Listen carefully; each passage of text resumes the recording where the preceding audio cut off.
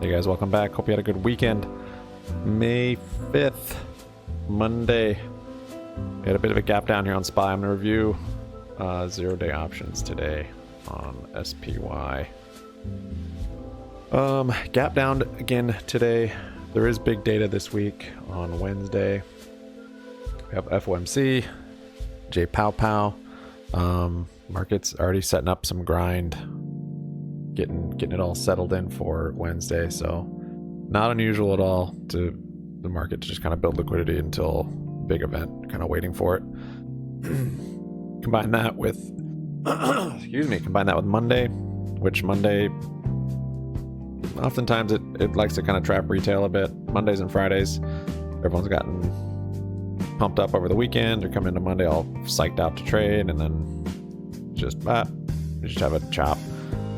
So Monday, FOMC on Wednesday, two reasons for this grind, and then just also on the longer time frame, we're kind of in the middle of a range, so it's just got nowhere it needs to go. It's just kind of balanced where it's at, more or less. We did actually fill a gap to the upside after long grindy grind. So yeah, let me show you guys what I got going on here. So morning clear, just chop. I did identify some of these channels though. Red one, this purple, which was kind of the main one I was looking to go long on if it breaks it, but never really made a nice head for this shoulder liquidity right here. You still could have taken it on the break here. Taking it here is just, yeah, it's not great because it can continue to just grind down it. You can take it here and then close some for cup. Complete. This was news. You could say that's a little handle. I duplicated that purple right here, but the range for me was just too tight this morning to trade that, so I didn't trade any of that. Nice shoulder liquidity here. Did the same thing here and broke the purple again. Made a little head here. You got this whole shoulder, so there's another potential, but again, I didn't like the lack of inverse head on this one. Even though it was a nice, I guess, VWAP bounce. It's just, yeah, trying to be patient on it for a Monday and for FOMC on Wednesday, and for it being gap down, kind of expecting somewhat of a grind like this. I did actually, so in here, and this kind of threw me off a little bit because I had my yellow channel here, and I broke the yellow. So actually, I got puts in here on the paper account. So if I'm not trading real money, I'm trading paper just to remind myself why I'm not trading this. So sometimes I'll just take the trade, like, just to show myself this is why you're not trading this with money, just because if there's not good structure and just breaking channels, doesn't really matter a whole lot. So I did actually get puts right here. I didn't like the structure, but it was this yellow channel break. Couldn't say this was a head and a shoulder, and it didn't complete the cup. So got him here, took a little profit. It was a green trade, and then, well, I don't know actually total if it was green because I didn't stop out to way up here. I was like, I'll hold it till up there. Flipped to calls actually when I broke that, and then took most profit here, and then stopped out, or actually accidentally stopped out of the rest of them up here. So I'm fine with that.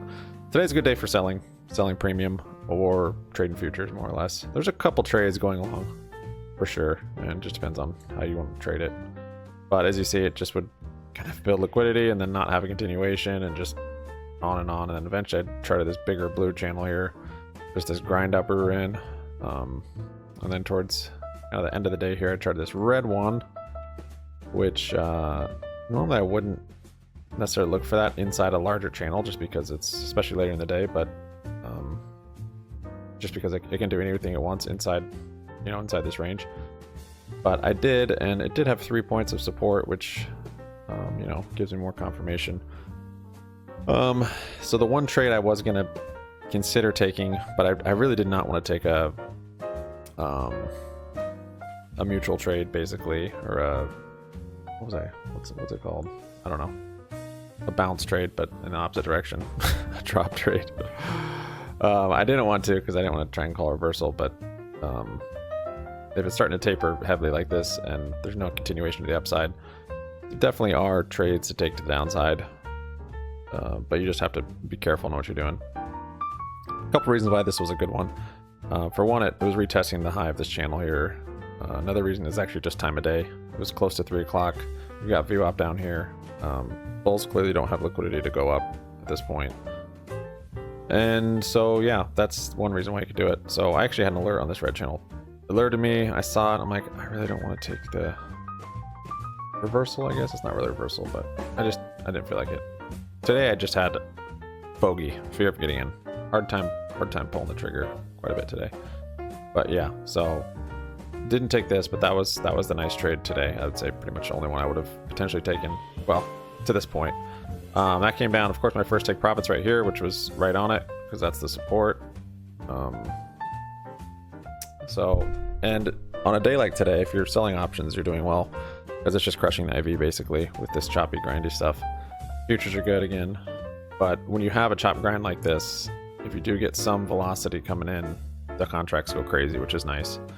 So even just on this move, which was just 1 point, where I would have entered, this was 300% just right here. It's actually over 300%. So wouldn't have held all of them to 300% probably. I probably would have taken one here, and then I might have held two to there, or three. I don't know how many. I think I actually could have entered 5. Yeah, because IV was just getting crushed all day. It was getting really cheap. So, and of course, since it's in the last hour almost of the day, you're gonna get if IV's not been pumped all day, you're gonna get more explosive moves. So there's that one, which I didn't take, which I'm fine with. I just, yeah, hard time pulling the trigger today. And then bounced off of there, made a nice little head and shoulders here, and then made a little mini head and shoulders here. Let's see, can you even see that? Yeah. So built same liquidity with this red one, kind of cut right through it, but really this is the main one right here. You can see. So you could have taken it here. I even saw it here, and I'm like, that actually looks like a head and shoulders with a little mini one. And since the volume's increasing, also being towards the end of the day, you have VWAP down here. Just yeah, I don't know. I'm fine with the lack of trades. It's been a long time since I just haven't taken any trades, so kind of happy about it. But also, I had serious FOMO boiling when this was happening, because I'm like, I saw it and I wanted it, and I just didn't do it. So I was like, Urgh. Then I just decided not to do that one, and then that worked out, and then it actually did again. This one I almost took, and I'm just like, you know what? I've got so much FOMO, I think, from just these two being missed. I'm just gonna leave it. So left that one also. Didn't really watch the contracts, but these are probably 100 or more % too on this little head and shoulder down here. This is kind of that last 30-minute, 10-minute trade deal. So you've got a nice shoulder building here, right above VWAP. This head came up and actually retested. If you look, it retested this line perfectly. So I wouldn't have probably taken it on the head. That's just pretty aggressive, unless I was already green on the day and they're just trading with a very small amount. Since I still only have one trade for the day, I probably wouldn't be that aggressive. I would have waited. Thought about waiting for this, but really waiting for this. And this candle was so fast. It just kind of did this, and I was waiting for a little green to kind of retrace, and it didn't do it, which it oftentimes doesn't in the last 30 minutes. You kind of just have to send it when it grabs that liquidity on that first candle, on that second shoulder. So it didn't retrace. I was planning on it. It didn't. It just kind of sat here, and I was like, I'm just going to leave it. Even though I had pretty strong conviction, but yeah, sometimes just not feeling it, just can't do it. And then it even, broke this again, which this was down here. And then I drew one more for low of day, which of course would be take profit there as well. So made it down there. That'd be my next take profit. I probably wouldn't have caught this move down here. This was actually in the last 10 minutes. This is kind of a mess. But if you have runners from up here, or even here, you can hold some of them till end of day like this. So completing inverse cups is basically what was going on here. Completed this inverse cup right here. No trades for me today. That's it. That's crazy. It's been a while since I just haven't even traded, and I don't know. Yeah, there's some serious gun shy for some reason. It's not like Friday was that bad at all. I had like a fine Friday. I actually did well on the big account. It was the paper account was like a tiny bit red, but the big account, I don't remember what I caught. I caught one of these moves on the big. Oh, I caught this one on the big account. Nice little head and shoulders. But yeah, not sure. Maybe just the chop and grind got into my head. Anyways, that's what I got, guys. Sub up, like up, comment down. Happy money sticks around. See you tomorrow.